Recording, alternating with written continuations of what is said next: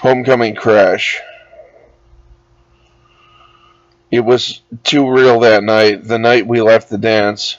The first night I ever thought I was going to make things happen. We had plans to get hammered. It was as if the gymnasium had been lacking in all the fanfare that year, except for the fact that I had danced with a girl. She had short curling hair. Together we had learned to speak and write Japanese, Doi Tashimashite and Sayonara, Hiragana and Katakana. She wore a black dress with a white rose wrist corsage. I wore my white suit with black pinstripes and her floral adornment. They played one or two songs that defined the time, Information Society, Pure Energy, and we danced to everything slow. Titles I can't remember except for Stairway to Heaven.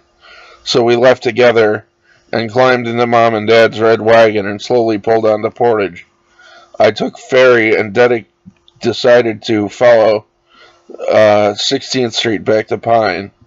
That's when the laughter started.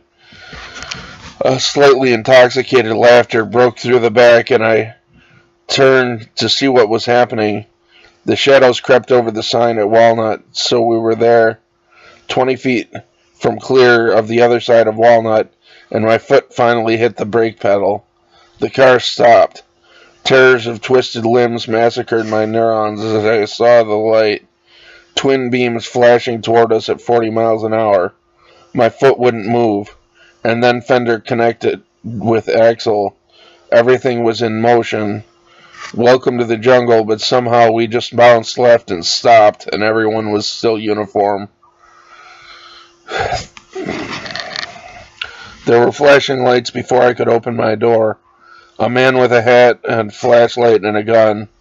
I got out and talked with him. I had checked to make sure we were all okay. It was a man who lived on my paper route. He asked me if I had been drinking, and I said no. He wrote me a ticket for failing to yield right of way. The other driver had been speeding, and he had been following her. Just our luck, right? Not exactly. The axle absorbed the massive force of the other car, but it cost me $800 to repair.